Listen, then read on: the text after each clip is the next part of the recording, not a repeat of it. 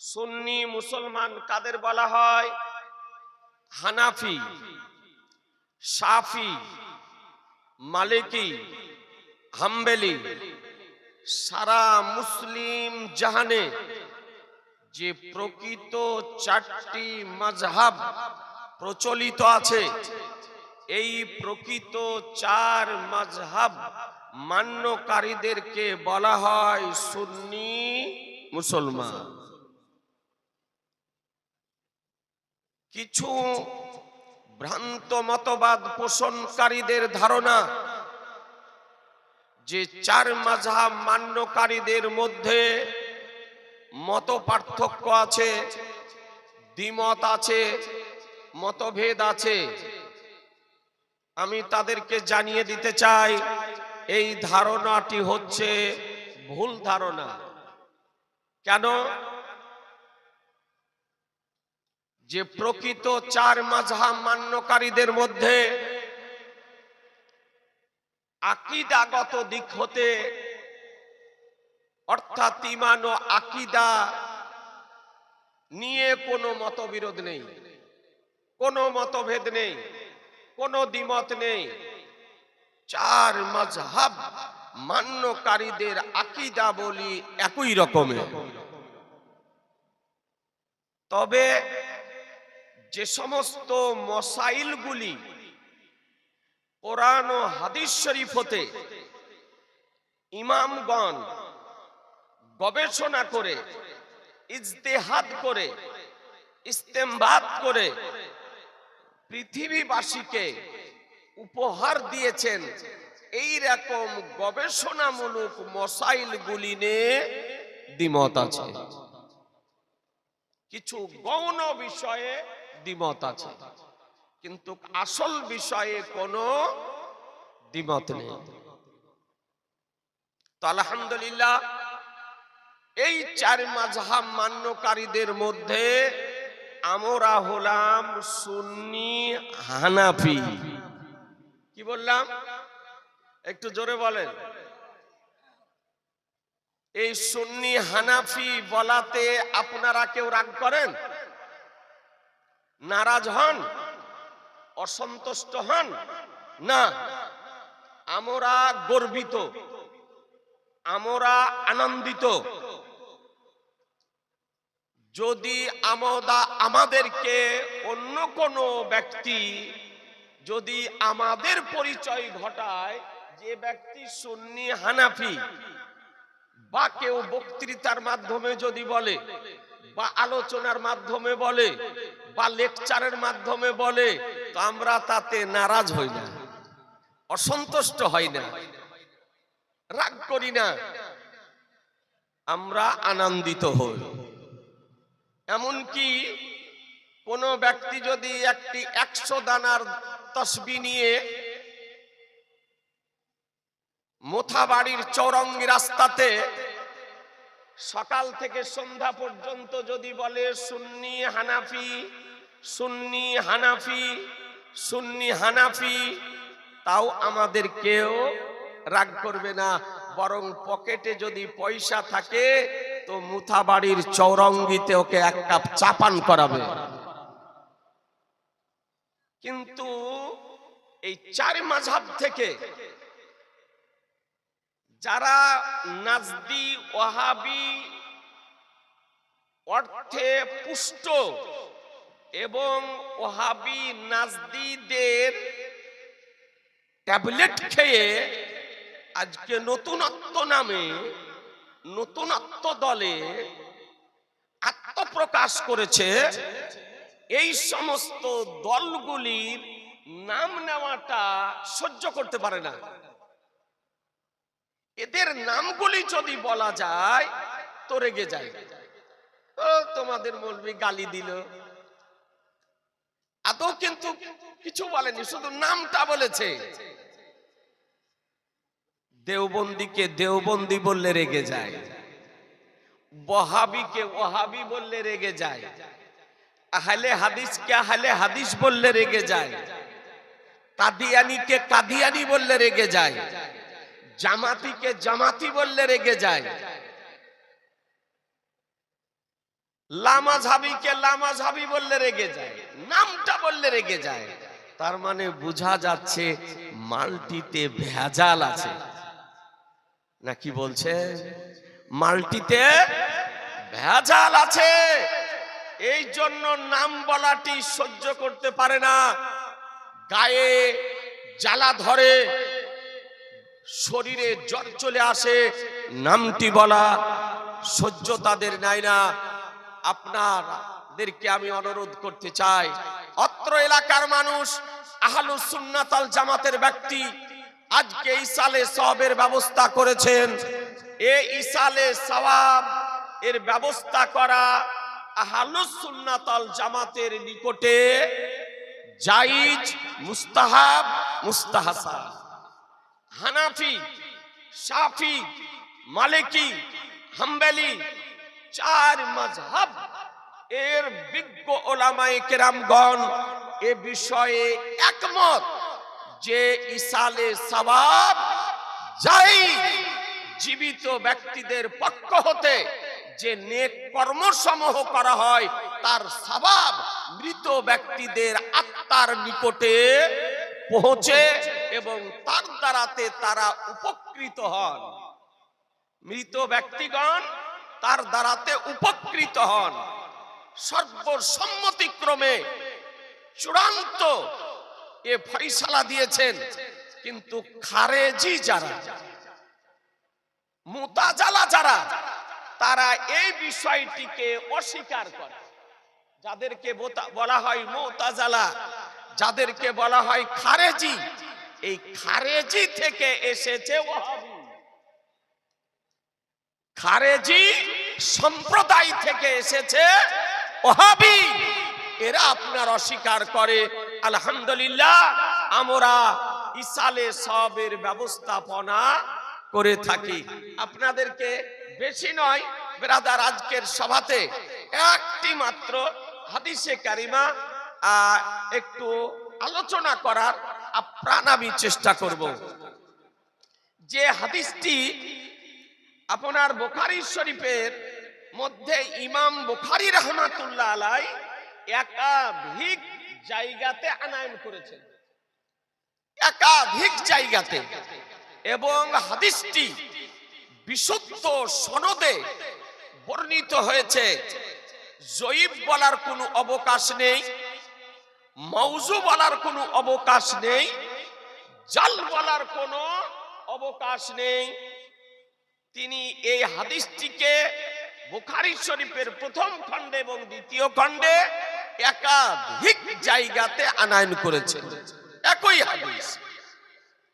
এবং এই হাদিসটিকে অন্যান্য হাদিস বিশারদগণ, হাদিসের মহাপণ্ডিতগণ বিশুদ্ধ সনদে নিজ নিজ হাদিস গ্রন্থে আনায়ন করেছেন। আজিজানে মুহতারাম, যে হাদিসটির রাবি হযরত ইবনে আব্বাস রাদিয়াল্লাহু তাআলা আনহু। একটু ভালো করে হাদিসটি বুঝার চেষ্টা করুন। ইবনে আব্বাস, ইনার নাম হলো আব্দুল্লাহ ইবনে আব্বাস, অর্থাৎ আব্বাস রাদিয়াল্লাহু তাআলা আনহুর পুত্র আব্দুল্লাহ। তিনি হাদিস শরীফ বর্ণনা দিচ্ছেন। ইনি কে? ইনি হলেন আমার রাসূলুল্লাহর আপন চাচাতো ভাই। কারণ আব্বাস রাদিয়াল্লাহু তাআলা আনহু হলেন আমার রাসূলুল্লাহর আপন চাচা। আমার নবীর চাচাগণের মধ্যে দুইজন চাচা ইসলাম ধর্ম গ্রহণ করেছিলেন, মাত্র দুইজন চাচা। আপনারা 5 দিন 7 দিন করে জীবনী শোনা ব্যক্তি, এ মালদহ কালিয়াচক এলাকার মানুষ, আপনাদের জীবনী ব্রেনে স্টক আছে। আমি জীবনী আলোচনা করছি না, কেবলমাত্র মূল বিষয়টুকু আপনাদের ব্রেনে দেওয়ার আমি আপ্রাণ চেষ্টা করি। আব্বাস রাদিয়াল্লাহু তাআলা আনহু ইসলাম ধর্ম গ্রহণ করেছিলেন বদরের যুদ্ধের পর। বদরের যুদ্ধের পর তিনি ইসলাম ধর্ম গ্রহণ করেছিলেন। বদরের যুদ্ধে, যে বদরের যুদ্ধ ঐতিহাসিক যুদ্ধ, স্মরণীয় যুদ্ধ। এই যুদ্ধে আব্বাস রাদিয়াল্লাহু তাআলা আনহু বিধর্মীদের পক্ষ থেকে অংশগ্রহণ করেছিলেন। এই যুদ্ধটা একটা ঐতিহাসিক যুদ্ধ। কেন? একদিকে পিতার তরবারি, অপরদিকে পুত্রের তরবারি, একদিকে চাচার তরবারি, অপরদিকে ভাতিজার তরবারি, একদিকে জামাইয়ের তরবারি, অপরদিকে শ্বশুরের তরবারি। এই রকম যুদ্ধ সংঘটিত হয়েছিল মদিনা শরীফে হিজরত করার পর সর্বপ্রথম মুসলমান, এবং সেটা ছিল পরীক্ষার মাস। সেটা সর্বপ্রথম পবিত্র রমজানুল মুবারক মাস ছিল। সর্বপ্রথম সাহাবায়ে কিরামগণ হিজরত করে মদিনা শরীফ যাওয়ার পর রোজা রেখেছিলেন। আর রোজা অবস্থাতে এই রহমতের মাস, বরকতের মাসে বদরের যুদ্ধ সংঘটিত হয়েছিল। একটু চিন্তা করে দেখবেন, রোজা রাখা অবস্থায় সাহাবায়ে কিরামগণ যুদ্ধে অংশগ্রহণ করেন। সেই দিন আমার মহানবী সাল্লাল্লাহু তাআলা আলাইহি সাল্লাম আল্লাহর দরবারে দোয়া করেছিলেন, আল্লাহ তুমি আমাদেরকে গায়বী সাহায্য করো। আজকে যদি মুসলমানের পরাজয় যদি হয়ে যায়, মুসলমান যদি পরাস্ত হয়ে যায়, তবে আর তোমার নাম হয়তো উচ্চারণ করার মদিনাতে আর হয়তো কেউ থাকবে না। আল্লাহ তুমি আমাদেরকে গায়বী সাহায্য করো। নবীর দোয়া আল্লাহ তাআলা সঙ্গে সঙ্গে কবুল করে নিয়েছিলেন। নবীগণ যে দোয়া করেন খোদার দরবারে, সঙ্গে সঙ্গে মহান রব্বুল আলামিন সেই দোয়াকে কবুল করে নেন। মুসলমান দোয়াকে কবুল করে নিলেন। বেরাদার, বদরের যুদ্ধ শুরু হলো। এই দিকে যে বদরের যুদ্ধে আল্লাহ তাআলা নবীর দোয়াকে কবুল করে নিয়ে ফেরেশতার বাহিনী পাঠিয়ে দিয়েছিলেন। ফেরেশতার বাহিনী এসেছিল। সাহাবায়ে কিরামগণ বলেন, কোন বিধর্মী কাফেরকে হত্যা করার মানুষে যখন অগ্রসর হতাম, তো দেখতাম আমাদের পৌঁছানোর পূর্বেই কে যেন তাকে হত্যা করে দিয়েছে। যে যুদ্ধে ফেরেশতা এসেছিলেন অংশগ্রহণ করতে, এমনকি জিবরাইল আলাইহিস সালাম পর্যন্ত এসেছিলেন। সাইয়্যিদুল মালায়েকা, আপনার সিরাতের কিতাবে বর্ণিত হয়েছে, জিবরাইল আলাইহিস সালাম যে যানবাহনের পৃষ্ঠে আরোহণ করেছিলেন তার নাম ছিল হাইজুম। তিনি বলতেছিলেন, আকদিম হাইজুম, আকদিম হাইজুম, হাইজুম আগে বাড়ো, হাইজুম আগে বাড়ো।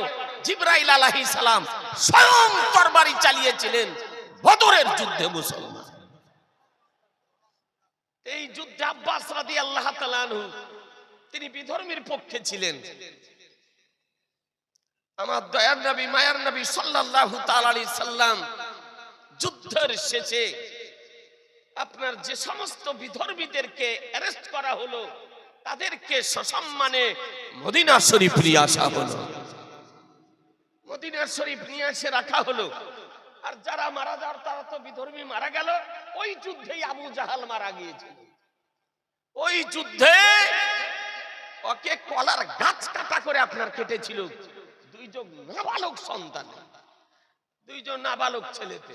ওই বদরের যুদ্ধে আপনি হজে যদি যান, উমরাতে যদি যান, তো বদরের যুদ্ধের এখনো গর্ত দেখতে পাবেন, যে গর্তে আবু জাহালকে নিক্ষেপ করা হয়েছিল। মুসলমান মানুষ রাগ সামাল দিতে পারে না, ও তো গাড্ডার গর্তে আছে, তবুও না হলে একটা পাথর উঠিয়ে ওতে চালা। জি, জামান নবীর দুশমন ছিল, পাকা কাফির ছিল। আর এই বাংলাদেশে ব্রেনটাল, ভারসাম্যহীন, মূর্খ, অজ্ঞ আবু জাহালের বংশধর টুপি পায়জামা পাঞ্জাবি পরে আজকে সোশ্যাল মিডিয়াতে আত্মপ্রকাশ করে বলছে হাজী আবু জাহাল। বলছে আবু জাহাল হাজী ছিল, হাজী আবু জাহাল। বলছে আবু জাহাল আমাদের মতনই মুসলমান ছিল। নাউজুবিল্লাহ বলা যাবে না? একটু জোরে বলুন না। টুপি পরে আছে, পায়জামা পরে আছে, পাঞ্জাবি পরে আছে, কোরআন শরীফ পড়তেছে, হাদিসও বলতেছে, আর বলতেছে আমাদের মতন আবু জাহাল মুসলমান ছিল। হাজী আবু জাহাল, বলুনি মুসলমান না আবু জাহালের বংশধর? জোরে বলতে হবে যে জি, ই হলো ইহুদি খ্রিস্টানদের চর, ই মুসলমান নয়, এ হলো একজন কাফের ব্যক্তি। কেউ যদি কোন কাফেরের কুফর জানার পর তাকে যদি মুসলমান মনে করে, শরীয়তের ল বলে, শরীয়তের কানুন বলে, শরীয়তের সংবিধান বলে, সে ব্যক্তি কাফের হবে। এইরকমই কোন মুসলমানকে যদি কোন ব্যক্তি কাফের যদি বলে, আর সে যদি কাফের না হয়, তবে সে নিজে কাফের হবে। তো গোটা সারা পৃথিবী জানে যে আবু জাহাল কাফের ছিল। জি জানেন না? আর এই আবু জাহালকে বলছে আমাদের মতন মুসলমান। হাজী আবু জাহাল এ বেরাদার, তো আমার নবী পাক সাহেবে লাউলাক সাল্লাল্লাহু তাআলা আলাইহি সাল্লাম এই বিধর্মীদেরকে অ্যারেস্ট করে নিয়ে আসলেন, মদিনা শরীফে রাখলেন। ভালো করে শুনুন, খুব গভীর রাত্রি। তো আমার রহমতুল্লিল আলামিন নবী উমারে ফারুককে ডাকলেন। উমারে ফারুককে ডাকার পর বলেন, উমার, যাদেরকে অ্যারেস্ট করে নিয়ে আসা হয়েছে মদিনা শরীফে বদরের যুদ্ধ থেকে, এদেরকে কি করতে হবে বলো, কি করা দরকার? তো আমিরুল মুমিনিন উমারে ফারুক রাদিয়াল্লাহু তাআলা বলছে, ইয়া রাসূলুল্লাহ, জীবনের লাইফের প্রথমে রোজা রেখে বদরের যুদ্ধে যুদ্ধ করেছি, একজনকে ছাড়া হবে না, একে প্রকাশ্য দিবালোকে মদিনার মাটিতে হত্যা করা হবে। যে যার আত্মীয় হয় সে তাকে জবাই করবে, হত্যা করবে মদিনার মাটিতে, একজনকে ছাড়া হবে না। উমার, ও উমারে ফারুক হক ও বাতিলের পার্থক্যকারী। জি, হক ও বাতিলের পার্থক্যকারী ছিলেন উমার। উমার রাদিয়াল্লাহু তাআলা এমন জালালি ছিলেন, এ বেরাদার আলী ইসলাম তার হিস্ট্রিতে লিখতেছে বিশুদ্ধ সনদে যে উমারে ফারুক রাদিয়াল্লাহু তাআলা আনহু তিনি যখন আপনার রাস্তায় চলতেন, সকাল বেলায় একবার, তো সন্ধ্যা পর্যন্ত ওই রাস্তাতে শয়তান যেত না। শয়তানের কলিজা পর্যন্ত কেঁপে যেত, বলতো যে এই রাস্তায় যাব না। বলে কেন? বলে সকাল বেলায় উমারে ফারুক গিয়েছে, তার নাম হলো উমারে ফারুক। বৌমারে ফারুক তার সময়কালে পাহাড়ি যদি আগুন লেগে যেত, আর হযরত উমারে ফারুকের ব্যবহারকৃত চাদরকে যদি পতাকার ন্যায় দেখিয়ে দেওয়া হতো, সঙ্গে সঙ্গে পাহাড়ি আগুন নিস্তব্ধ হয়ে যেত। তার নাম উমারে ফারুক। যে উমারে ফারুকের সময়কালে যদি ভূকম্প আরম্ভ হতো, জলজলা আরম্ভ হতো, ভূমিকম্প আরম্ভ হতো, আর উমারে ফারুক রাদিয়াল্লাহু তাআলা যদি সঙ্গে সঙ্গে পায়ের লাথি মেরে দিতেন, কসম খোদার, সঙ্গে সঙ্গে জমিনের ভূকম্প বন্ধ হয়ে যেত। উমারে ফারুক রাদিয়াল্লাহু তাআলা বলছেন, ইয়া রাসূলুল্লাহ, ছাড়া হবে না, যে যার আত্মীয় হয় সে তাকে হত্যা করবে। নবী আমার বলেন, আবু বকর, বলে লাব্বাইক ইয়া রাসূলুল্লাহ, তোমার মত কি, কি করতে হবে এদেরকে? তো আবু বকর সিদ্দিক রাদিয়াল্লাহু তাআলা খুব ঠান্ডা মেজাজের ব্যক্তি ছিলেন, এবং সমস্ত সাহাবীদের মধ্যে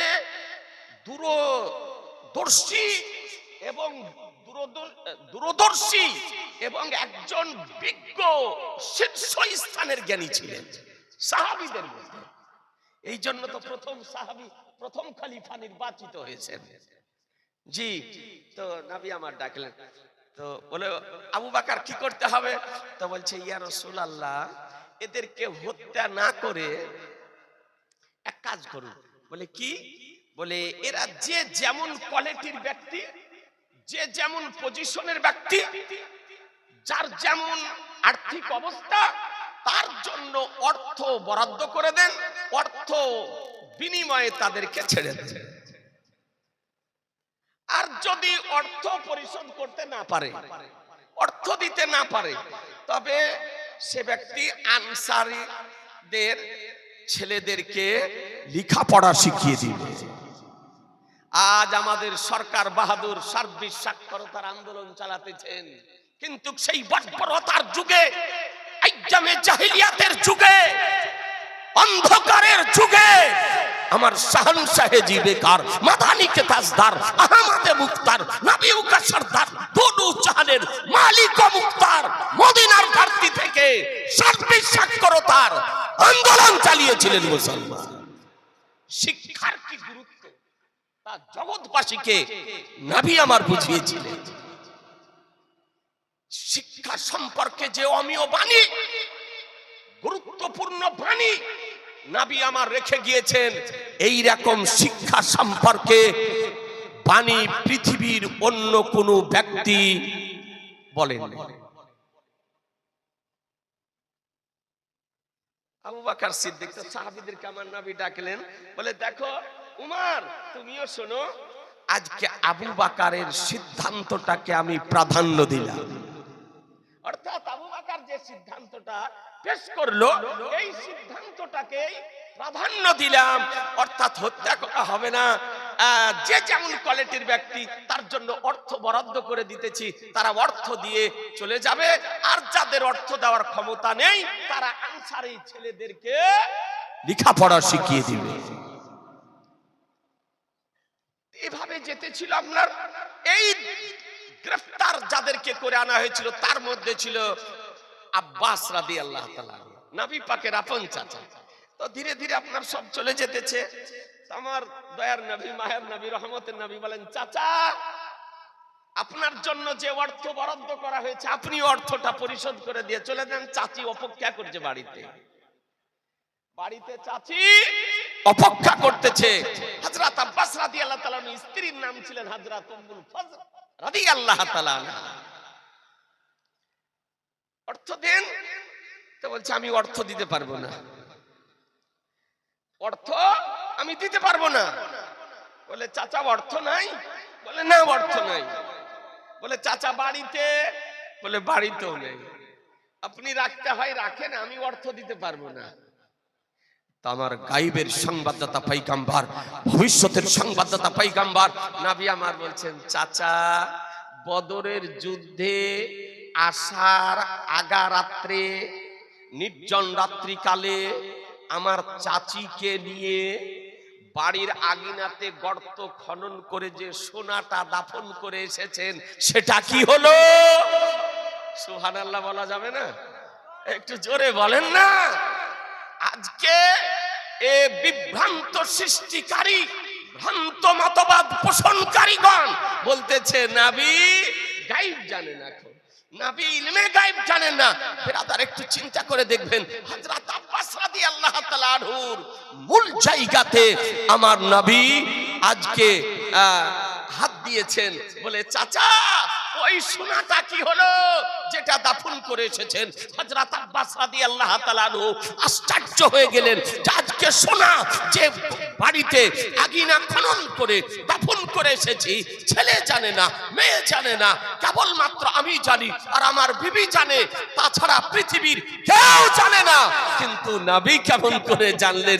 এ বেরাদার, এই জন্য তো কোরআন বলে ওয়াল্লামাকা ওয়ালাম তাকুন তালাম। বলে হাবিব আপনি যা কিছু জানেন না, আপনাকে সব শিখিয়ে দিয়েছি, আপনাকে সব শিখিয়ে দিয়েছি। এ বেরাদার, নবী কার নাম? যে নবী নিজ গৃহ থেকে আব্বাস রাদিয়াল্লাহু তাআলা গর্ত খনন করা দর্শন করতেছেন, গর্ত খনন করে সোনা দাফন করতেছেন, তা দর্শন করতেছেন। এই জন্য তো শরীয়তের বিধান বলে যে নবী রাতেও যেমন দেখেন, দিনেও তেমন দেখেন, নিকটেও যেমন দেখেন, দূরেও তেমন দেখেন, মাটির উপরে যেমন দেখেন, মাটির নিচেও তেমন দেখেন, আগে যেমন দেখেন, পিছনেও তেমন দেখেন, ডানে যেমন দেখেন, বামেও তেমন দেখেন। জানাবি মুস্তাফা সপ্তম জমিন থেকে লোহে কলম পর্যন্ত কসম খোদার একই রকম দর্শন করেন মুসলমান। নবী একই রকম দর্শন করেন। এই জন্য নবী আমার বলেন, ইন্নী আরা ওয়ালা তারা, ইন্নী আরা ওয়ালা তারাউন, আমি যা দর্শন করি পৃথিবীতে কেউ দর্শন করে না। এ বেরাদার, এই নবীকে দর্শন শক্তি কে দিয়েছেন? জোরে বলতে হবে, কে দিয়েছেন? আল্লাহ। তুই মোল্লার আপত্তি হবে কেন? ই মোল্লার তো পেটে ব্যথা হওয়ার কথা নয়, এ বিশেষত্ব নবীকে আল্লাহ দিয়েছেন। এ বেরাদার, যা পৃথিবীতে আর দ্বিতীয় কাউকে দেওয়া হয়নি। নবী আমার বলেন যে আমি যা দর্শন করি পৃথিবীতে কেউ দর্শন করে না।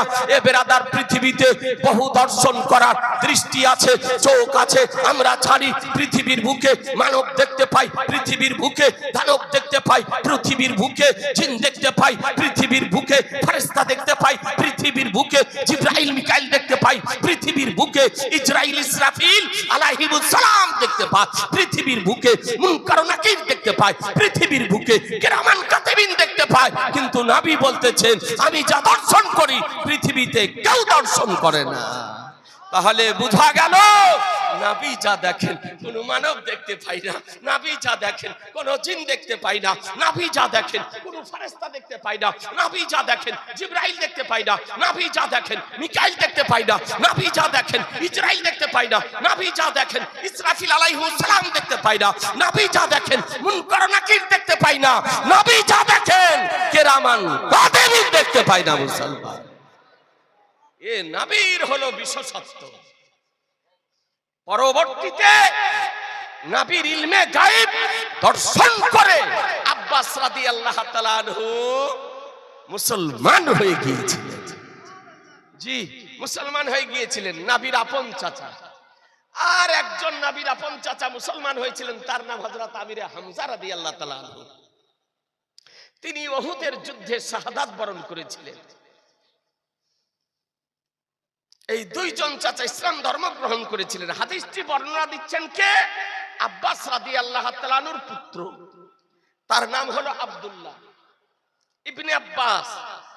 ইমাম বুখারী বর্ণনা করতেছেন, যার জন্মের পূর্বেই আমার রাসূলুল্লাহ সংবাদ দিয়েছিলেন।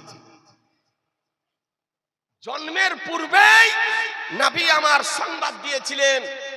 আল্লামা জালালউদ্দিন সুয়ুতী রাহমাতুল্লাহ আলাইহি তারিখুল খুলাফা নামক কিতাবের মধ্যে হাদিসটি নকল করতেছেন যে নবীর সম্মুখ দিয়ে আব্বাস রাদিয়াল্লাহু তাআলা আনহুর স্ত্রী উম্মুল ফজল চলে যেতেছেন।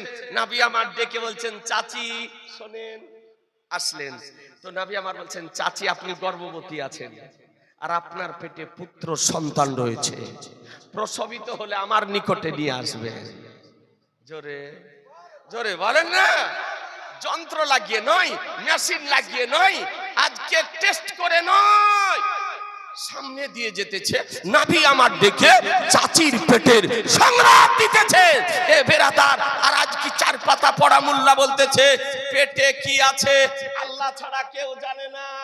এ বেরাদার, বিজ্ঞানের অগ্রগতি হয়েছে, এই বিজ্ঞানের অগ্রগতির সময়কালে পেটের সংবাদ আজকে দেখুন দাঁড়িয়ে পেশাব করা একজন ডাক্তারও যন্ত্রের সাহায্যে দিতেছে না, দিতেছে না, কথা বলা যাবে না। জি দিতেছে। যে পুত্র সন্তান আছে না কন্যা সন্তান আছে তার সংবাদ একজন ডাক্তার দিতেছে। আর এই পাগলের দল বলতেছে আল্লাহ ছাড়া কেউ জানে না, বলছে আল্লাহ ছাড়া কেউ জানে না, নবীর বিরোধিতা করে। এ বেরাদার, সন্তান আসা তো দূরের কথা, যেটা স্বামী স্ত্রীর মিলনের সঙ্গমের মাধ্যমে স্ত্রীর উদরে অবস্থান করে, যেটাকে ভ্রূণ বলা হচ্ছে, ভ্রূণ পরীক্ষা নিরীক্ষা করে বলে দিতেছে যে এটা কন্যা সন্তানের ভ্রূণ না এটা পুত্র সন্তানের ভ্রূণ।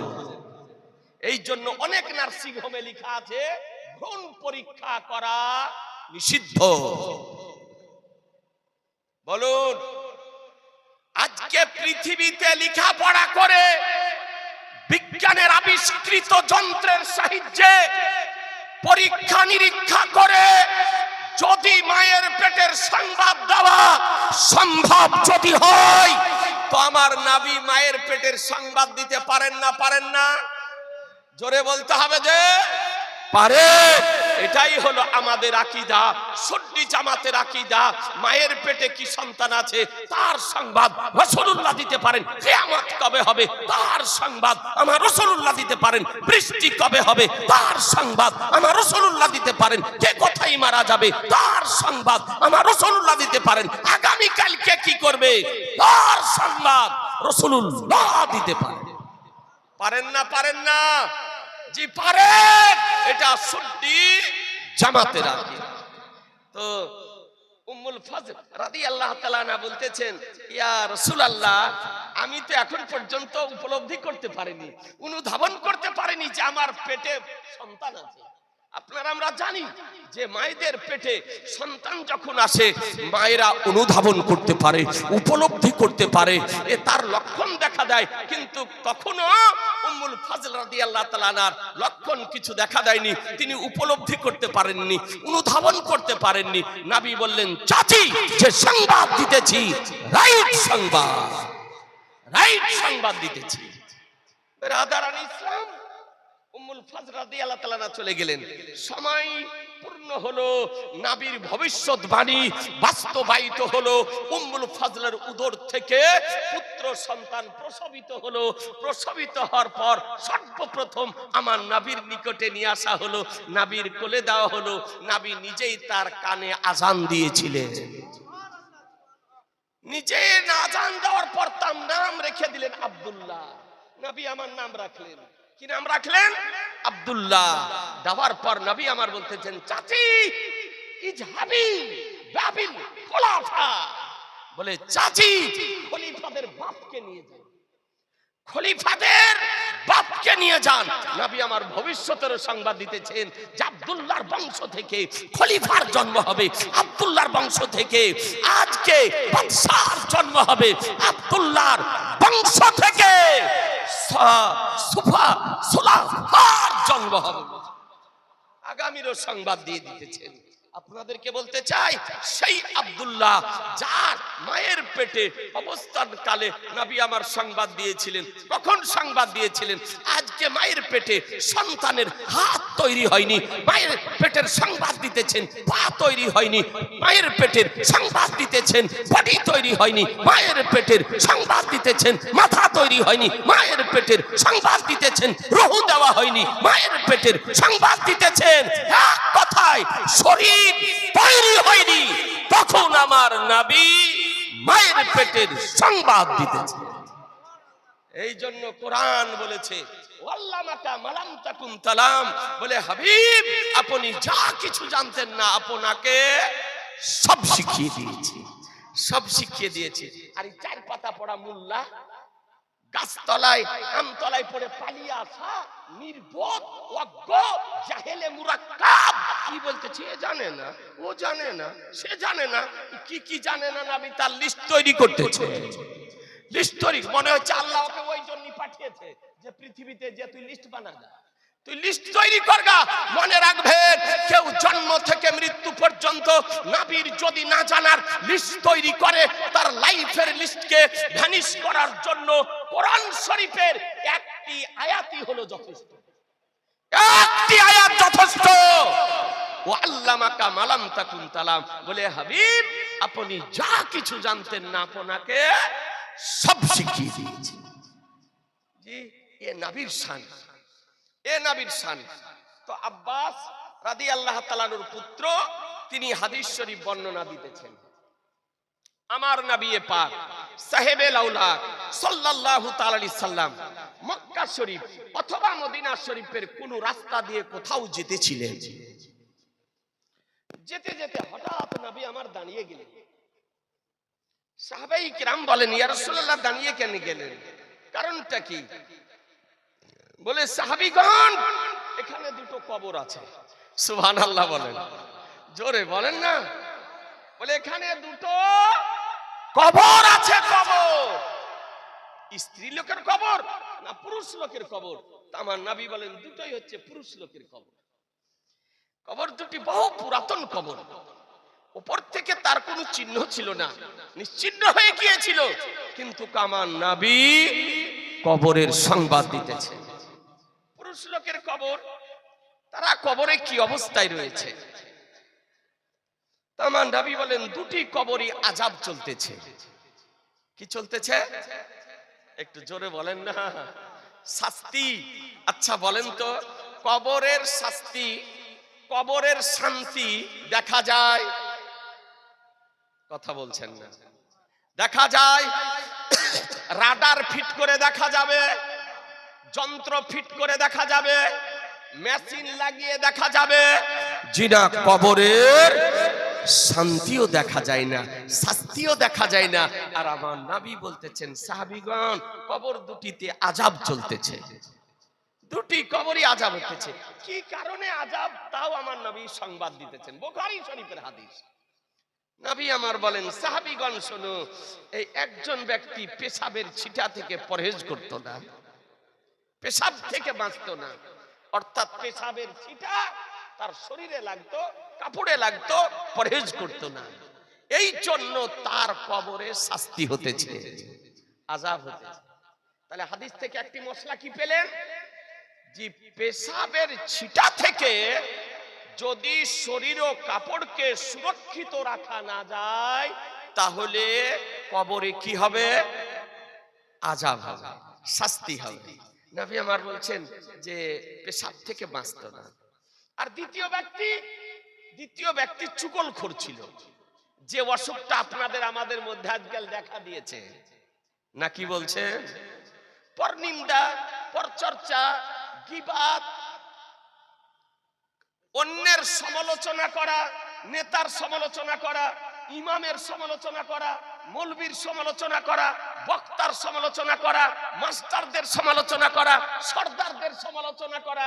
আর এর আখড়া হলো চায়ের স্টলগুলি, নাকি বলছে? চায়ের দোকান, যত দুনিয়ার আপনার কথা এই চায়ের স্টলগুলি হয়। আপনাদের দেশে হয়তো হয় না, কিন্তু অন্যান্য দেশে হয়। আমি বলছি না আপনাদের দেশে হয়, অন্যান্য দেশে হয়। এই জন্য আমাদের মতন ব্যক্তি আপনার চায়ের দোকানে 10 মিনিট বসতে পারি না। যদিও বসি, চট করে এক কাপ চা খেয়ে নিয়ে ফট করে ওখান থেকে বেরিয়ে যায়, কারণ ওখানে থাকলেই আপনার কিছু না কিছু ঘটবে, বুঝলেন না? বেরাদার আর ইসলাম, আল্লাহর নবী বলছেন চুগলখড়ি করত, চুগলি খায়া করতে থে, এই জন্য ওর কবরে শাস্তি চলতেছে, মহাপাপ। গীবাত করা, পরনিন্দা করা, পরচর্চা করা, সমালোচনা করা, এগুলি হচ্ছে বিরাট পাপ। আল্লাহর নবী বলেছেন আল গীবাতু আসাদ্দু মিনাজ জিনা, গীবাত হলো জিনা অপেক্ষা কঠিন। ব্যভিচার করাতে যা গুনাহ হয়, তার চেয়ে কঠিন হলো গীবাত করা, পরনিন্দা করা। কারো অনুপস্থিতিতে তার সম্পর্কে অন্যের সামনে আলোচনা করা, একেই বলা হয় গীবাত। এবং সেই চরিত্র তার মধ্যে যদি থাকে, আর তার মধ্যে যদি না থাকে সেই চরিত্র, আর তারপরে যদি আপনি লাগান, তো এটা তো তহমত লাগানো। সুতরাং সংযত হন, সংযত হন, সংশোধন হন। মৃত্যু আপনাদের আমাদের মাথার পাশে দাঁড়িয়ে আছে, চোখটা বন্ধ হয়ে গেলে কবরে যেতে হবে, ভয়ানক শাস্তি। আমার নবী বলেন একজন পেশাব থেকে পরহেজ করতো না, এই জন্য কবরে শাস্তি। দ্বিতীয় ব্যক্তি চুগলখোর ছিল, এই জন্য তার কবরে শাস্তি। দয়ার নবী, দয়ার নবী, নবী আমার সংবাদ দেওয়ার পর সাহাবীকে বলছেন, সাহাবী এই সামনে খেজুরের গাছ দেখতেছ? বলে হ্যাঁ ইয়া রাসূলুল্লাহ। বলে একখানা ডাল নিয়ে এসো, যাও একখানা ডাল নিয়ে এসো। তো সাহাবী ডাল নিয়ে এসলেন, ডালটাকে নবী আমার চিরে দুই কবরের মিডিলে খেজুরের ডাল দুখানা গেড়ে দিলেন। সুবহানাল্লাহ বলেন, জোরে বলেন না সুবহানাল্লাহ। ওই বহু পুরাতন কবর দুটির উপরে, কোন কবর দুটি? যে কবর দুটিতে আযাব হতেছে, শাস্তির মধ্যে আছে, সেই কবর দুটির উপরে খেজুরের ডালকে গেড়ে দিলেন। সাহাবাই কিরাম সঙ্গে যারা ছিলেন তারা বলতেছেন, ইয়া রাসূলুল্লাহ এটা কেন করলেন? কারণ এর পূর্বে কোনোদিন আপনাকে এ করতে দেখিনি। মক্কা মক্কা মদিনার শরীফে কোন কবরে আপনি খেজুরের ডাল দেননি, আজকে ডাল দুখানা 2 কবরে দিলেন, তার কারণ কি? তো আমার নবী বলতেছেন, সাহাবীগণ শোনো, যতক্ষণ পর্যন্ত এই ডাল দুখানা জীবিত থাকবে, হারা থাকবে, তাজা থাকবে, না শুকাবে, ততক্ষণ পর্যন্ত রব্বুল আলামিনের তাসবিহ ও তাহলিল করবে। আর তার ফলে এই টাহানি, এই ডালের তাসবিহ তাহলিল করার ফলে আল্লাহ তাআলা এই কবরবাসী দয়ের কবরের আযাবকে হালকা করে দিবে। জোরে বলেন না, কি করে দেবেন? হালকা করে দেবেন। তাহলে নবী আমার জানিয়ে দিলেন যে এর তাসবির দ্বারাতে কবরবাসী দয়ের আযাব হালকা হবে, এই জন্য তাদের কবরের উপরে আমি খেজুরের ডাল দুখানা গেড়ে দিলাম। একটু ভালো করে দেখুন, যদি গাছের, আপনি একটি মশলা কি বুঝতে পারলেন যে একখানা ডালকে গাছ থেকে আলাদা করে দেওয়ার পরও তার তাসবিহ বন্ধ হয় না। কতক্ষণ তাসবিহ করে? যতক্ষণ পর্যন্ত ডালখানা না শুকায়, শুকানোর আগে পর্যন্ত তাসবিহ করতে থাকে। একটা ফুল গাছ থেকে আপনি ভাঙলেন, একটা ফুল ভাঙার পর আপনি রাখলেন, এই ফুলটার তাসবিহ বন্ধ হয় না যতক্ষণ পর্যন্ত ফুলটা না শুকায়। এই জন্য পীর ওলিয়া উলিয়া বুজুর্গানে দিনদের কবরে ফুল দেওয়া হয় মুসলমান। তাহলে বোঝা গেল কি, যে গাছ থেকে ফুল আলাদা করার পরও তার তাসবিহ বন্ধ হয় না, শুকানোর পূর্ব পর্যন্ত তাসবিহ করতে থাকে। এই জন্য কোন কবরে যদি গোলাপ ফুল যদি দেওয়া হয়, তা আপনার শুকানোর পূর্বে ওই ফুল কবর থেকে নেওয়া হলো, শুকিয়ে যদি যায় তো নিতে পারবেন। এখান থেকে একটি আপনি মশলা বুঝতে পারলেন যে গাছেরও প্রাণ আছে। গাছেরও কি আছে? জোরে বলেন না, গাছের প্রাণ আছে। আজকে সায়েন্স বলেছে গাছের প্রাণ আছে, বিজ্ঞান বলেছে গাছের প্রাণ আছে। আমাদের ঘরের ছেলেরা, স্কুল কলেজে ইউনিভার্সিটিতে পড়া ছেলেরা জানে যে গাছের প্রাণ আছে। এই তথ্য বিজ্ঞান দিয়েছে। কিন্তু শুনুন মুসলমান, এই বিজ্ঞানের জন্মের পূর্বে আমার শাহনশাহে জিবেকার, মাতালিকে তাসদার, আহমদে মুক্তার, নবী উকা সরদার, দোনো জাহানের মালিক ও মুক্তার মদিনার ঘাটতি থেকে বিশ্ব জগৎকে সংবাদ দিয়েছেন যে গাছেরও প্রাণ আছে মুসলমান।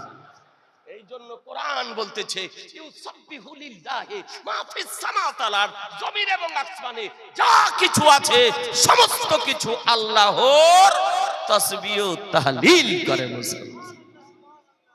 কথা আপনি বুঝে নিলেন? এবার বলুন, গাছের তাসবিহতে কবরের আযাব হালকা যদি হয়, তো সৃষ্টি জগতে সমস্ত সৃষ্টির মধ্যে মানব হলো শ্রেষ্ঠ সৃষ্টি। এই মানব যদি জিকির করে, এ মানব যদি তাসবিহ তাহলিল করে, এ মানব যদি কোরআনে পাক তেলাওয়াত করে, তার কবরের পাশে দাঁড়িয়ে, তবে তার দ্বারাতে ওই মৃত ব্যক্তি উপকৃত হবে না? হবে না? জোরে বলতে হবে যে হবে। বেরাদারান ইসলাম, এই হাদিসের ব্যাখ্যা আল্লামা বদরুদ্দিন আইনি রাহমাতুল্লাহ আলাইহি তিনি হাদিসটি বর্ণনা করার পর, ব্যাখ্যা দেওয়ার পর তিনি লিখতেছেন তৃতীয় খণ্ডের 175 পেজের মধ্যে, ওয়াস্তাহাব্বাল উলামাউ কিরাতাল কোরআনে ইনদাল কবরে লিহাজাল হাদিস, বলে এই হাদিসের কারণে কবরের নিকটে কোরআন মাজিদ পড়াকে উলামায়ে কেরামগণ মুস্তাহাব বলেছেন। উলামায়ে কেরামগণ মুস্তাহাব বলেছেন।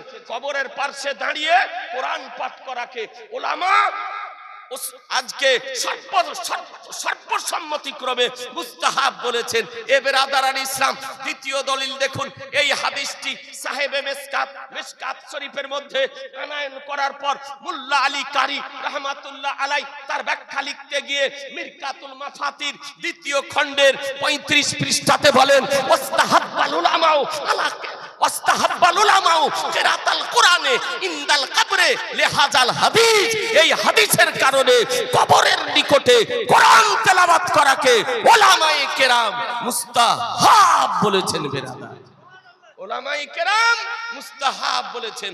আপনাদেরকে বলতে চাই, হ্যাঁ এই ছোট্ট কবরের পার্শ্বে দাঁড়িয়ে, আল্লাহর ওলির মাজারের পার্শ্বে দাঁড়িয়ে কোরআনে পাক তেলাওয়াত করুন, সূরা বাকারা পাঠ করুন, সূরা ইয়াসিন পাঠ করুন, সূরা তাকাসুর পাঠ করুন, সূরা মুলক পাঠ করুন, সূরা বাকারা পাঠ করুন, সূরা রহমান পাঠ করুন, আজকে সূরা ফালাক পাঠ করুন, সূরা নাস পাঠ করুন, সূরা ইখলাস পাঠ করুন, সূরা ফাতিহা পাঠ করুন। কবরের পাশে দাঁড়িয়ে কোরআন তেলাওয়াত করা জায়েজ, মুস্তাহাব ও মুস্তাহাসান। আজ পর্যন্ত জমিনের উপরে নীল গগনের নিচে এমন কোন ওয়াহাবি ঘরের কোন মা এইরকম সন্তানের জন্ম দিতে পারেনি। কোরআন হাদিস ইজমা কিয়াসের আলোকে যে কবরের পাশে দাঁড়িয়ে কোরআন মাজিদ পড়াকে হারাম তো দূরের কথা নাজায়েজ প্রমাণ করতে পারে। বেরাদার, অতীতেও সম্ভব হয়নি, বর্তমানেও সম্ভব নয়, ভবিষ্যতে সম্ভব হবে না। কোরআন বলতেছে, মা তাকুমুর রাসূল ফাখুযুহু ওয়া মা নাহাকুম আনহু ফান্তাহু। রাসূল যা প্রদান করেন তা গ্রহণ করে নাও, তিনি যা বারণ করেন তা থেকে বিরত থাকো। এই জন্য আমার সরকারে আলা হযরত হাদিস নোট করেছেন যে জীবিত ব্যক্তিদের দ্বারা মৃত ব্যক্তিগণ উপকৃত হয়। আমরা কবর জিয়ারত করি না? করেন? সবাই বলছেন না। আখিয়ে পাক, আইনায়ে হিন্দ, হুজুর সিরাজউদ্দিন রাহমাতুল্লাহ আলাইহির মাজার শরীফ আমরা জিয়ারত করি। ইন্টারন্যাশনাল পীর, আপনারা ভাগ্যবান, মালদহাবাসী ভাগ্যবান। আজকে মালদহার মাটিতে আওয়াম না চিনলে ওলামা চিনে, যে বাঙ্গালের ধরতি মালদহার জমিনে আখিয়ে পাক, আইনায়ে হিন্দ, হুজুর সিরাজউদ্দিন রাহমাতুল্লাহ আলাইহি আরাম করতেছেন। আজ এই মাটিতে হুজুর আলাউল হক পান্ডবী রাহমাতুল্লাহ আলাইহি আরাম করতেছেন। আপনারা চরম সৌভাগ্যবান। আজকে আপনাদের গ্রামে হযরত মাওলানা আব্দুল গফুর রাহমাতুল্লাহ আলাইহি আরাম করতেছেন নাকি? তারই স্মরণে তো এই সালে সবের সভা। এই সভাতে আমার একাধিকবার আপনার আসা হয়েছে। এখন আপনারা আমাকে চিনতে পারছেন কিনা জানি না, বা আমি তো অনেককে বুঝতেছি বহুদিন থেকে, অনেক দিন থেকে। আমি এই হযরতের এই সালে সবের সভাতে আমার একাধিকবার আসা হয়েছে। অনেকবার হয়তো ফোন করেছেন, হয়তো ডেট দিতে পারিনি, আর একবার দাওয়াত করার পর আসতে পারিনি। সেটা ছিল ঈদের দিনে সভা।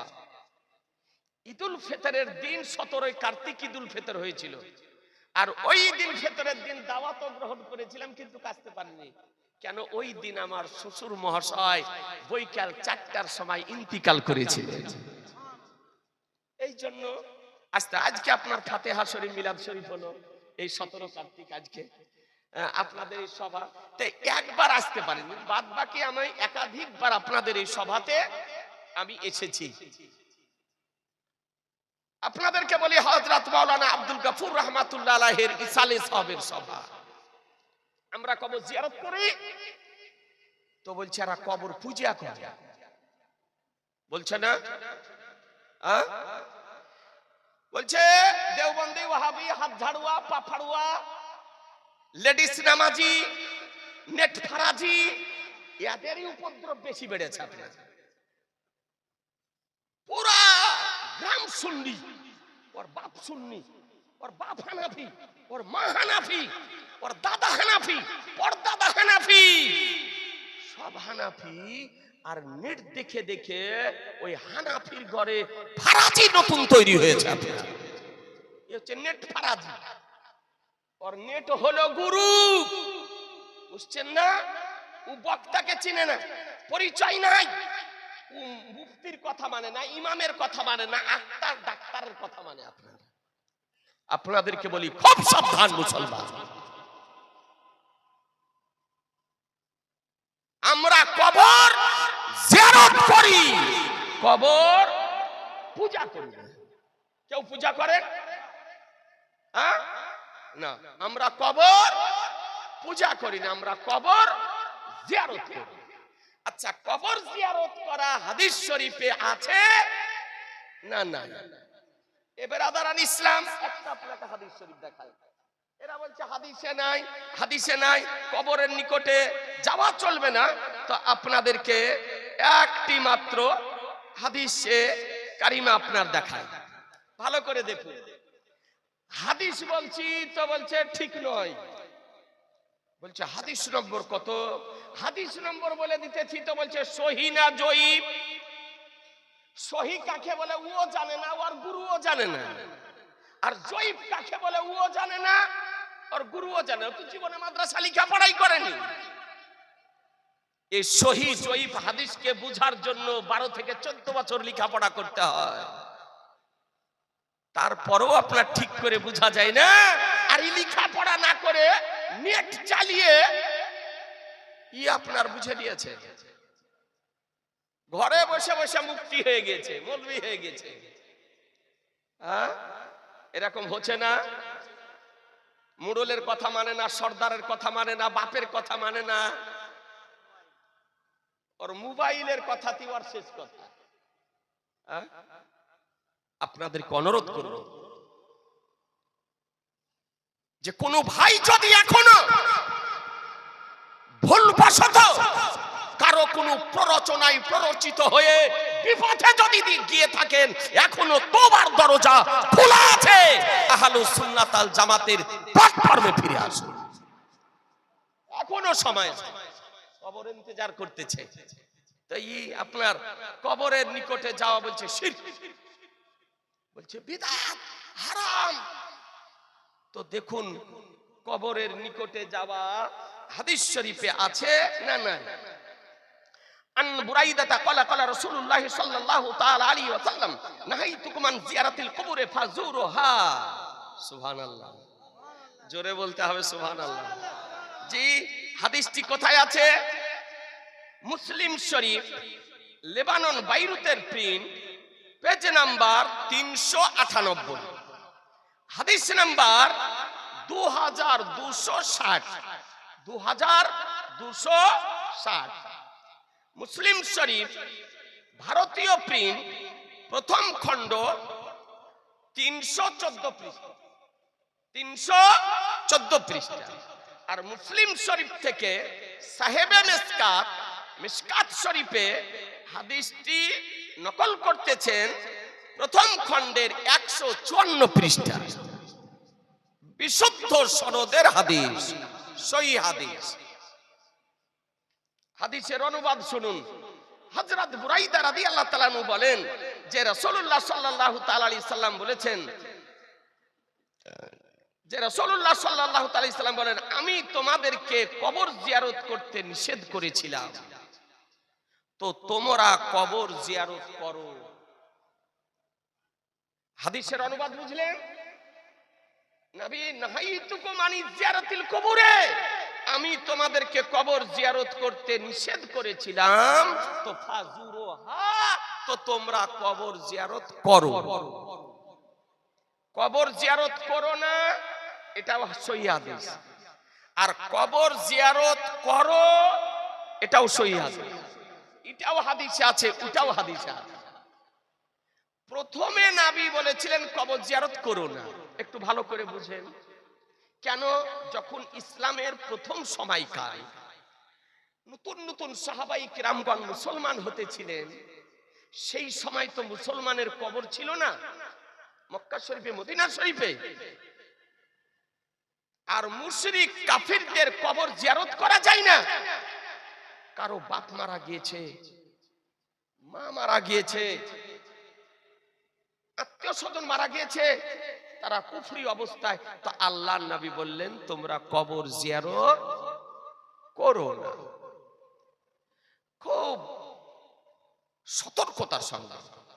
এরপরে যখন সাহাবাই কিরামগণ ইন্তিকাল করতে লাগলেন। সাহাবাই কিরামদের কবর শরীফ হতে আরম্ভ করলো জান্নাতুল মুআল্লাতে, জান্নাতুল বাকিতে। তখন আল্লাহর নবী বললেন, তোমরা এখন কবর জিয়ারত করো। কথা বুঝতে পারলেন? তাহলে কবর জিয়ারত করো না, এটা হলো প্রথমের হাদিস। এটা কোন হাদিস হলো? এটা প্রথমের হাদিস। আর কবর জিয়ারত করো এটা হলো পরের হাদিস।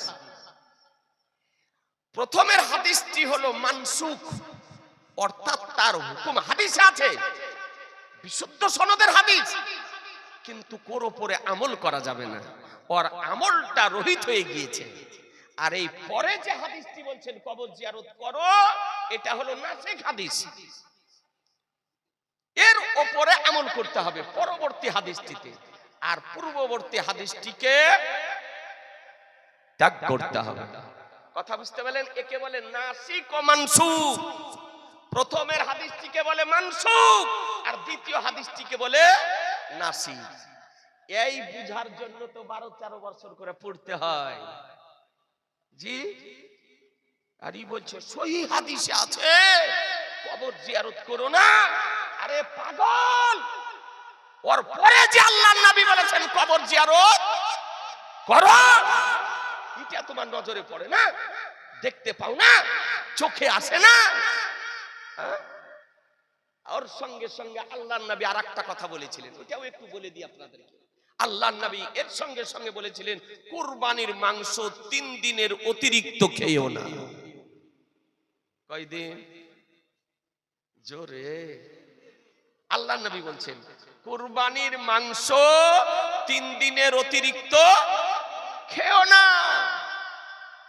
পরবর্তীতে আল্লাহর নবী বলছেন তোমাদের অংশ থেকে তোমাদের যতদিন ইচ্ছা তোমরা খাও। বলেন আজ বাড়িতে বাড়িতে ফ্রিজ, কুরবানির মাংস ফ্রিজে রেখে খান না? 5 দিন 7 দিন 10 দিন ধরে। তো প্রথমে আল্লাহর নবী বলেছিলেন 3 দিনের অতিরিক্ত খেও না, পরবর্তীতে আল্লাহর নবী বলছেন তোমাদের অংশ থেকে যতদিন ইচ্ছা তোমরা খাও, খেও না কুরবানির মাংস 3 দিনের অতিরিক্ত। এই হাদিসটি বিশুদ্ধ সনদের হাদিস, এ হলো মানসুখ হাদিস। পরবর্তীতে আল্লাহর নবী বলছেন মাংস খাও, এটা হলো নাসিখ হাদিস। তাহলে কোনটার উপরে আমল করতে হবে? এ জোরে বলেন না, আগেরটার উপরে না পরেরটার উপরে? জোরে বলতে হবে। পরে যে হাদিস, ওই হাদিসটির উপরে আমল করতে হবে মুসলমান।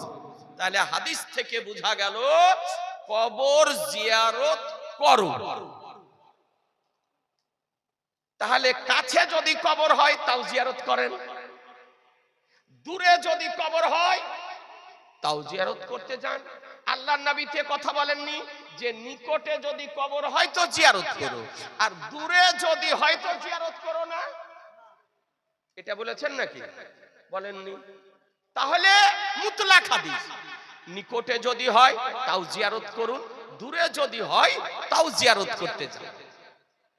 আর একটি কথা বলি আপনাদেরকে বোঝানোর জন্য, আমরা পীর ওলি আউলিয়াদের কবর জিয়ারত করতে যাচ্ছি তো বলছে বিদআত, হারাম। এক পোল্ট্রি মুরগি ভুঁইফোড় আপনার নির্বোধ মূর্খ বক্তা বেরিয়েছে সোশ্যাল মিডিয়ায়। পোল্ট্রি মুরগির মতন আর আপনার ভুঁড়ি। এইদিকে বাড়ি আপনার বীরভূম পার হয়ে যাওয়ার পর যে জেলাটা পড়ে বর্ধমান, বর্ধমান বলছে আমি যে 15 বছর যদি বেঁচে থাকি তো পশ্চিমবঙ্গে একটিও মাজার রাখবো না, সব বুলডোজার চালিয়ে দিব। বলছে সব ভেঙে দিব, একটিও মাজার রাখবো না। মুখে বলা সহজ, একবার এক মাজারের নিচে হাত দিয়ে দেখ না। কি বলছেন? বলে তুই তো আজকে 4 বছর স্টেজে আছিস, তোর বাপ আজকে 30 বছর থেকে চেষ্টা করছে। তোর বাপ তো কবরে যাওয়ার মতন হয়ে গিয়েছে, 15 কেন, তোকে 100 বছর টাইম দিবে। এখানে মুন্সিটোলা আসতে হবে না, হযরত মাওলানা আব্দুল গাফুর রহমাতুল্লাহ আলাইহির মাজার শরীফ আসতে হবে না, হুজুর আলাউল হক পান্ডবী রহমাতুল্লাহ আলাইহির মাজার শরীফ আসতে হবে না, হুজুর আখিয়ে পাকের মাজার শরীফ আসতে হবে না, বর্ধমানের পার্শ্বে পাথর চাপড়ি দাতা মাহবুব শাহর মাজার শরীফ, ওই মাজার শরীফের হাত নয়, মাজার শরীফের যে প্রাচীর আছে, প্রাচীরের যদি একখানা ইটে তুই লাইফে যদি হাত দিতে পারিস তো জানবো জি হালালি বাপের সন্তান। জি, ও হাত যদি দেয় তো ওর ধোলাই হবে না, হবে না, ওর পাঁজরের বাঁকা বাতা খুঁজে পাওয়া যাবে না। যদি পরীক্ষা করতে হয় একবার হাত দিয়ে দেখ, দাতা মাহবুব শাহ রহমাতুল্লাহ আলাইহির মাজার শরীফের প্রাচীরের একখানা ইটে বলছে আমি 15 বছর বেঁচে থাকলে একটা মাজারও রাখবো না, সব উল্টা জার চালিয়ে। ব্রাদার আর ইসলাম বলছে যে মাজার জিয়ারতে যাওয়া যাবে না। দেখুন হাদিস শরীফটি, আল্লাহর ওলি গণ মুসলমান না মুসলমান নয়? জোরে বলেন না, মুসলমান। উনাদেরও মাজারটা কবর না কবর নয়? কবর শরীফ। তো তাহলে আপনার আমার বাপের কবর যদি জিয়ারত করা জায়েজ হয় তো আল্লাহর ওলির কবর জিয়ারত করা জায়েজ হবে না? জোরে বলেন না। জি যাবে। আল্লাহর নবী মুতলাক ভাবে বলেছেন আল মুতলাকু ইয়াজরি আলা ইতলাকিহি, মুতলাক হাদিসকে কেউ মুকাইয়িদ করতে পারে না। আল্লাহর নবী বলেন কবর জিয়ারত করো, এই হাদিস থেকে সুস্পষ্ট ভাবে দিবালোকের নাই প্রমাণিত হয় পিতার কবর জিয়ারত করুন, মায়ের কবর জিয়ারত করুন, স্ত্রীর কবর জিয়ারত করুন, ছেলের কবর জিয়ারত করুন, মেয়ের কবর জিয়ারত করুন, ইমামের কবর জিয়ারত করুন।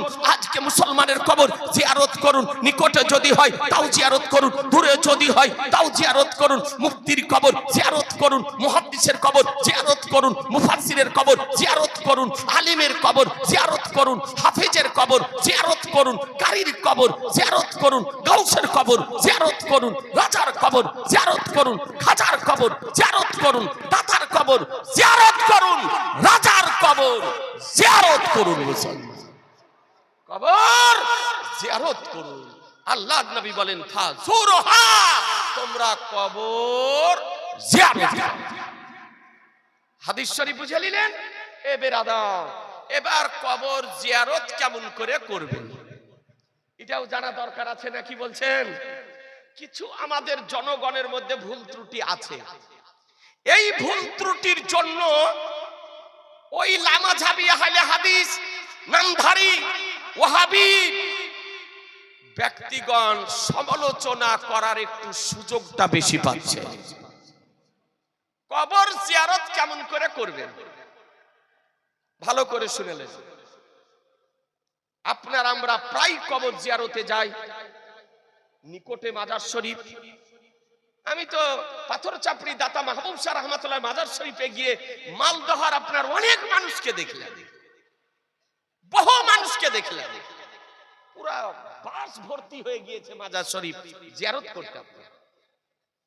আমার সরকারে আলা হযরত ইমাম ইশক মোহাব্বত ইমাম আহমদ রাজা ফাজিল বেরলভী রহমাতুল্লাহ আলাই এর এনসাইক্লোপিডিয়া কিতাব, ফিকহি এনসাইক্লোপিডিয়া ইসলামিক বিশ্বকোষ, সেই কিতাবের 4th খণ্ডে তিনি বর্ণনা দিতেছেন মুসলমান যে মাজার জিয়ারত কেমন করে করবেন। হযরত আসছেন নাকি এসেছেন? আর আপনারা হযরতের আলে নবী আওলাদে নবীর আলোচনা শোনার জন্য চাতক পাখির ন্যায় চেয়ে আছে। আপনারা ভাবছেন যে মুফতি সাহেব কখন সরবে আর হুজুর কখন আসবে নাকি বলছেন? হ্যাঁ, তো আলহামদুলিল্লাহ হযরত চলে এসেছেন, বহু কষ্ট করে এসেছেন। একজন আলে নবী আওলাদে নবী আহলে বায়াত আমার নবীর বংশধর আপনাদের সামনে এসেছেন, হযরতের আলোচনাটা আপনারা শ্রবণ করবেন। তাহলে কবরটা জিয়ারত কেমন করবে হযরতের সামনে 3 মিনিটের মধ্যে একটু বলে দিই। তো আমার সরকারে আলা হযরত ইমামে আহলে সুন্নাত ইমাম আহমদ রাজা রাদিয়াল্লাহু তাআলা আনহু বলেন যে যখন কোনো কবর জিয়ারত করতে যাবে তো ওযু করে পায়ের দিক দিয়ে প্রবেশ করো। কোন দিক দিয়ে? পায়ের দিক দিয়ে প্রবেশ করো। গিয়ে মাজার শরীফের ভিতরে যদি জায়গা থাকে তো 4 হাত দূরে দাঁড়াও। কয় হাত দূরে? কয় হাত দূরে? 4 হাত দূরে দাঁড়াও বা বসো, দিয়ে ফাতিহা শরীফ পড়ো। ফাতিহা শরীফ পড়ে তুমি যা জানো পড়ে ইসালে সওয়াব করো। ইসালে সওয়াব করে সাহেবে মাজারের ওসিলা দিয়ে, নবী পাকের ওসিলা দিয়ে খোদার দরবারে দোয়া করো। দোয়া সমাপ্ত করে মাজার থেকে, মাজার যখন জিয়ারত করবে মাজারের দিকে মুখ হবে, কাবা শরীফে কিবলার দিকে পিঠ হবে। কথা বোঝা গেল? জায়গা যদি থাকে দিয়ে মাজার শরীফ থেকে পিছু পা হয়ে বেরিয়ে এসো। মাজারে চুমা দিও না, মাজারে বুসা দিও না, মাজারে তওয়াফ করিও না, মাজারে মাথা রাখিও না, মাজারে সাজদা করিও না। মাজারে সাজদা করা হারাম, তওয়াফ করা হারাম, বুসা দেওয়া নিষেধ। অনেকেই যদিও সেটাকে সমর্থন করেন, কিন্তু আমার সরকার আলা হযরত বারণ করেছেন। কেন? আপনি চুমা দিবেন আর ওই বাতিলেরা বলবে মাজারে সাজদা করছে, মাজারে সাজদা করছে। এই কথা জানো বাতিল পন্থীগণ বলতে জানো না পারে, এর জন্য আমার সরকারে আলা হযরত মাজার শরীফে চুমা দিতেও বারণ করেছে। মাজারে হাত বুলাবেন না, মাজারে চুমা দিবেন না, মাজারে তওয়াফ করবেন না, ঘুরবেন না, মাজারে মাথা রাখবেন না। এটা হলো মাজার জিয়ারতের পদ্ধতি। মনে থাকবে? হ্যাঁ, এটা আদব, এটাই হলো আদব। আপনি আমি মনে করি যে ওই মুখ দিয়ে চুমা দেওয়াটাই আদব, জিনা বুসা না দেওয়াটা হলো আদব। মশলা বুঝে নিলেন? এখন আর একটা কথা বলি যে এই যে হুজুর হযরত মাওলানা আব্দুল গফুর রহমাতুল্লাহ আলাইহির প্রতি বছর করছেন ইসালে সওয়াবটা, তো প্রতি বছর করা যাবে না যাবে না? প্রতি বছর কবরের নিকটে যাওয়া চলবে না চলবে না? 1 মিনিটের মধ্যে একটা আপনাকে হাদিস শরীফ দেখিয়ে দিই ব্রাদারান ইসলাম। দেখুন, আন মুহাম্মদ ইবনে ইব্রাহিম রাদিয়াল্লাহু তাআলা আনহু قال كان النبي صلى الله تعالى عليه وسلم ياتي قبور الشهداء عند راس الحول। সুবহানাল্লাহ বলেন, জোরে বলেন সুবহানাল্লাহ। ফায়াকুলু সালামুন আলাইকুম বিমা সাবারতুম ফানি'মা উকবাদ দার ওয়ালা কানা আবু বকর উমর ওয়া উসমান ইয়াফআলুনা যালিকা। হাদিসটি কোথায় আছে? মুসান্নাফ ইবনে আব্দুর রাজ্জাক 3য় খণ্ড 573 পৃষ্ঠা হাদিসটি বর্ণিত হয়েছে। তাফসিরে দুররে মানসুর 4র্থ খণ্ড 58 পৃষ্ঠায় বর্ণিত হয়েছে। তাফসিরে কুরতুবী 9ম খণ্ড 312 পৃষ্ঠা হাদিসটি বর্ণিত হয়েছে। বাদায়া ওয়া নাহায়া ইবনে কাসির 4র্থ খণ্ড 54 পৃষ্ঠায় বর্ণিত হয়েছে। আর ফাতাওয়ায়ে শামীর 3য় খণ্ডের আপনার মাকতাবায়ে জাকারিয়া দেওবন্দ এর 150 পৃষ্ঠাতে বর্ণিত হয়েছে। এতগুলি হাদিসের কিতাবে এবং ফতোয়ার কিতাবে বর্ণিত হয়েছে। বাংলা অনুবাদটা শুনেন। মুহাম্মদ ইবনে ইব্রাহিম রাদিয়াল্লাহু তাআলা আনহু বর্ণিত, তিনি বলেন যে আমার রাসূলুল্লাহ সাল্লাল্লাহু আলাইহি সাল্লাম প্রতি বছরের শুরুতে উহুদের শহীদায়ে কিরামদের কবরের নিকটে আসতেন। প্রতি বছর বছরের শুরুতে নির্ধারিত তারিখে আমার রাসূলুল্লাহ উহুদের শহীদায়ে কিরামদের কবরের নিকটে আসতেন। ব্রাদারান ইসলাম, এবং নবী আমার কি বলতেন? সালামুন আলাইকুম বিমা সাবারতুম ফানি'মা উকবাদ দার। এইরকম আবু বকর সিদ্দিক, উমারে ফারুক, উসমানে গনি রাদিয়াল্লাহু তাআলা আনহু করতেন। তাহলে বোঝা গেল যে আপনার বছরের একটি দিনে কবরের নিকটে যাওয়া আমার নবীর সুন্নাত। হযরত আবু বকর সিদ্দিক রাদিয়াল্লাহু তাআলার সুন্নাত, হযরত উমারে ফারুক রাদিয়াল্লাহু তাআলার সুন্নাত, হযরত উসমানে গনি রাদিয়াল্লাহু তাআলা আনহুর সুন্নাত, সুন্নাত, সুন্নাত। এরপরও যদি নির্দিষ্ট দিনে কোন মাজারে যেতে, কবরে যেতে বারণ যদি কেউ করে, তার বারণ শুনবেন। জোরে বলছেন না যে? বারণ শুনবেন, তার দলে যাবেন, তাকে সমর্থন করবেন, প্রশ্রয় দেবেন, তাকে বিহান করবেন। জেনে নিতে হবে আর ইমানে ভেজাল ঢুকেছে। খুব সাবধান। কথা বুঝে নিলেন? এবার আদার আলী স্যার আর একটা হাদিস বলি। আমাদের মা বোনেদের অভ্যাস, মা বোনেরা কিছুই মানে না, মুক্তির কথা মানে না, পীরের কথা মানে না, ওলির কথা মানে না, ফাতুয়ার কথা মানে না, হাদিসের কথাও মানছে না। একবারে টাটা সুমো গাড়িতে আর এতে ওতে মাজার শরীফে চলে যেতেছে। যাই না? আপনাদের দেশে যায় না বোধহয়, এই দেশেও যায়। এ বাবা, আমি তো মনে করছি দেশে যাই না গো। হ্যাঁ, মহিলারা মাজারে যেতে পাবে। একটা হাদিস শরীফ শোনেন। আজি জানে মোহতারাম, আমার নবী পাক সাহেবে লাউলাক সাল্লাল্লাহু তাআলা আলাইহি সাল্লাম কি বলেছেন? আন আব্দুল্লাহ ইবনে আব্বাস রাদিয়াল্লাহু তাআলা আনহুমা قال قال রাসূলুল্লাহ সাল্লাল্লাহু তাআলা আলাইহি সাল্লাম লা'নাল্লাহু যাব্বারাতিল কুবুর। সুবহানাল্লাহ, জোরে বলেন না। এ বেরাদার, হাদিসটি কোথায় আছে? তিরমিজি শরীফ লেবানন বাইরুতের প্রিন্ট, পেজ নাম্বার 516, হাদিস নাম্বার 1077। তিরমিজি শরীফ ভারতীয় প্রিন্ট, প্রথম খণ্ড 125 পৃষ্ঠা। ইবনে মাজাহ শরীফ লেবানন বাইরুতের প্রিন্ট, পেজ নাম্বার 307, হাদিস নাম্বার 1575। ইবনে মাজাহ শরীফ ভারতীয় প্রিন্ট, প্রথম খণ্ড 114 পৃষ্ঠা। জামিউস সাগীর দ্বিতীয় খণ্ড 448 পৃষ্ঠা। মুসনাদে আহমদ প্রথম খণ্ড 229 পৃষ্ঠা। মুস্তাদরাক লিল হাকিম প্রথম খণ্ড 530 পৃষ্ঠা। সুনানুল কুবরা লিল বাইহাকি দ্বিতীয় খণ্ড 78 পৃষ্ঠা। কানজুল উম্মাল 16 খণ্ড 389 পৃষ্ঠা। এতগুলি হাদিসের মধ্যে হাদিসটি বর্ণিত হয়েছে।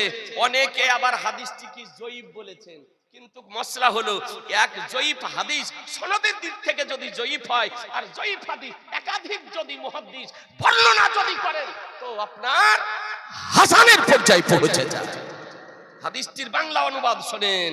আব্দুল্লাহ বিন আব্বাস রাদিয়াল্লাহু তাআলা আনহু, যার সম্পর্কে প্রথমেই আলোচনা আরম্ভ করেছিলাম, আব্দুল্লাহ বিন আব্বাস রাদিয়াল্লাহু তাআলা আনহুমা, তিনি বলেন যে আমার রাসূলুল্লাহ সাল্লাল্লাহু আলাইহি সাল্লাম বলেছেন যে কবর জিয়ারতকারিনী মহিলাদের উপরে আল্লাহর লানত বর্ষিত হয়। আল্লাহর লানত বর্ষিত হয় কবর জিয়ারতকারিনী মহিলাদের উপরে। সুতরাং মা বোনদেরকে বলবো, মা বোনেরা, আপনাদের জন্য কবরের নিকটে যাওয়া জায়েজ নয়, কবর জিয়ারতে যাওয়া নিষেধ, বারণ করা হয়েছে। আপনারা মাজারে না গিয়ে, কোন কবরের নিকটে না গিয়ে, বাড়িতে বসে আল্লাহর ওলিদের ওসিলা দিয়ে, আলাউল হক পান্ডুবী রাহমাতুল্লাহ আলাইহির ওসিলা দিয়ে, আখিয়ে পাকের ওসিলা দিয়ে, গাউসে পাকের ওসিলা দিয়ে, খাজা গরিবে নওয়াজের ওসিলা দিয়ে, ইমামে রব্বানী মুজাদ্দিদ আল ফেসানির ওসিলা দিয়ে, আজকে মাখদুম আশরাফ সিমনানির ওসিলা দিয়ে, আলা হযরতের ওসিলা দিয়ে, আখিয়ে পাকের ওসিলা দিয়ে, আলাউল হক পান্ডুবীর ওসিলা দিয়ে খোদার দরবারে দোয়া করুন, আপনার দোয়াকে আল্লাহ কবুল করবে।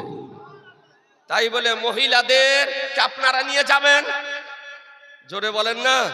মাজারে নিয়ে যাবেন। মা বোনদেরকে বলবো, মা বোনেরা, মানত মানেন, মানত মানা জায়েজ, খাসির মানত মানা জায়েজ লেখা আছে, মোরগের মানত মানা জায়েজ লেখা আছে, কিন্তু মাটির ঘোড়ার মানত মানা হারাম লেখা আছে। মাটির ঘোড়ার মানত মানা চলবে না। চলবে? মানত আপনি মানলেন, মেয়েদের দিলটা নরম, এই জন্য কিছু একটু হয়ে গেলেই ওরা মানত মেনে ফেলে। মিষ্টির মানত, খিচুড়ির মানত, বিরিয়ানির মানত, মুরগির মানত, মুরগার মানত, খাসির মানত। মা বোনদেরকে বলবো, আপনি মানত মেনেছেন, মানতটা দিতে আপনাকে যেতে হবে, এইরকম মশলা নয়। মশলা কি? ওই মানতের জিনিসটি ছেলেকে দিয়ে পাঠান, স্বামীকে দিয়ে পাঠান, বাবাকে দিয়ে পাঠান, ভাইকে দিয়ে পাঠান, তার জন্য আপনাকে যেতে হবে না। সুতরাং এই কয়েকটি মশলা আপনাদের সামনে আলোচনা করলাম। আমরা আহলুস সুন্নাত ওয়াল জামাতের ব্যক্তি, আপনাদেরকে বলি, কোন ব্যক্তি যদি সুন্নি জামাত হতে বেরিয়ে গিয়ে লামাঝাবি যদি হয়, ওহাবি যদি হয়, আহলে হাদিস নামধারী যদি হয়, দেওবন্দ যদি হয়, তার বিরুদ্ধে গ্রামবাসী সকলের উচিত কড়া পদক্ষেপ গ্রহণ করা। মুসলমান কড়া পদক্ষেপ গ্রহণ করা উচিত। ব্রাদার, আপনি গ্রামবাসী বসে তার বিরুদ্ধে চূড়ান্ত সিদ্ধান্ত গ্রহণ করবেন। মসজিদ সম্পর্কে, ঈদগাহ সম্পর্কে, কবরস্থান সম্পর্কে। আজকে মালদহ কালিয়াচক মোথাবাড়িতে জাম্মে গাফির ওলামায়ে কেরামগণ রয়েছে। তারপরেই তো আপনার কালিয়াচকে দারুল কাদা তৈরি করা হয়েছে। মশলার প্রয়োজন হলে যে কোনো ব্যক্তি যদি আজকে গ্রাম থেকে ওয়াহাবি হয়ে যায়, বুকের উপরে হাত বাঁধা যদি হয়, লামাঝাবি যদি হয়ে যায়, তবে তার সম্পর্কে গ্রামবাসীদের করণীয় কি? আপনি দারুল কাদাতে ফতোয়া পাঠিয়ে দেন, সেখানে যে ফতোয়া লিখবে সেই ফতোয়া মোতাবিক গ্রামবাসীর দায়িত্ব হবে আমল করার। মুসলমান তার কাছ থেকে শিক্ষা যেন পায়, আগামীতে কোনো ছেলে ওই মোবাইল দেখে নেট ফারাজি যেন না হয়। বেরাদার, এখান থেকে আমার আলোচনার সমাপ্তি ঘোষণা করছি। ওয়ামা আলাইনা ইল্লাল বালাগ। আস্তাগফিরুল্লাহ রাব্বি মিন কুল্লি জামবি ওয়া আতুবু ইলাইহি। লা ইলাহা ইল্লাল্লাহু মুহাম্মাদুর রাসূলুল্লাহ সাল্লাল্লাহু তাআলা আলাইহি ওয়াসাল্লাম। জি, আপনি বুকে হাত বাঁধা পৃথিবীর কোন সহিহ হাদিসে নাই, পৃথিবীর কোন সহিহ হাদিসে নাই। একটা জয়ীফ হাদিস আছে আপনার সহিহ ইবনে খুজাইমার মধ্যে, বুখারী, মুসলিম, তিরমিজি, আবু দাউদ, নাসাঈ, ইবনে মাজাহ, বাহয়াকি, দারমি কুতনি, কানজুল উম্মাল, পৃথিবীর সমস্ত হাদিস বাদ দিয়ে সহিহ ইবনে খুজাইমাতে গিয়েছে। ওইখানে একটা হাদিস আছে, তাও অনেকে বলেছে মহিলাদের হাদিস এবং অত্যন্ত দুর্বল হাদিস। এই বুকের উপরে হাত বাঁধা, চার মাযহাব মান্যকারীদের মধ্যে কেউ বুকের উপরে হাত বাঁধে না। শাফি মাযহাবের মান্যকারীগণ নাভির উপরে হাত বাঁধে, আর আমরা নাভির উপরে হাত বাঁধি। আর মালিকি মাযহাবের মান্যকারী তারা হাত ছেড়ে দিয়ে নামাজ পড়ে। তিন রকমের হাদিস হাদিসে বর্ণিত হয়েছে। একটা নাভির নিচে হাত বাঁধা হাদিস, একটা নাভির উপরে হাত বাঁধা হাদিস, আর একটা হাত ছেড়ে দিয়ে নামাজ পড়া হাদিস। কিন্তু আমার ইমামে আজম আবু হানিফা সমস্ত হাদিসের উপরে ছানবিন করে পরীক্ষা নিরীক্ষা করে তিনি বলেছেন যে তিনটি হাদিস কিন্তু নাভির নিচে হাত বাঁধা হলো সুন্নাত। এটা হলো সুন্নাত। প্রত্যেকটি সুন্নাত হলো হাদিস, কিন্তু প্রত্যেকটি হাদিস সুন্নাত নয়। हर सुन्नत हदीस है लेकिन हर हदीस सुन्नत नहीं। সুতরাং নাভির নিচে হাত বাঁধা এটা সুন্নাত। এ বেরাদার, এই বুকের উপরে হুজ্জুতি করে জোর করে হাত বাঁধা এটা হলো ওয়াহাবিদের চিহ্ন। এটা হলো কার চিহ্ন? জোরে বলেন না, জোরে বলেন। ওয়াহাবি, খারেজি, নাজদিদের চিহ্ন। এরকম কেউ যদি হয় তো তার সম্পর্কে আপনি ফতোয়া মাগান দারুল কাদা থেকে। কারণ এই কালিয়াচকে মুথাবাড়িতে কয়েকটা দাউরে হাদিসের মাদ্রাসা, মুফতিয়ানে কেরাম রয়েছে। লিখিত ফতোয়া নিয়ে তার বিরুদ্ধে গ্রামবাসীদের উচিত হবে কড়া পদক্ষেপ গ্রহণ করা। মুসলমান, আসসালামু আলাইকুম।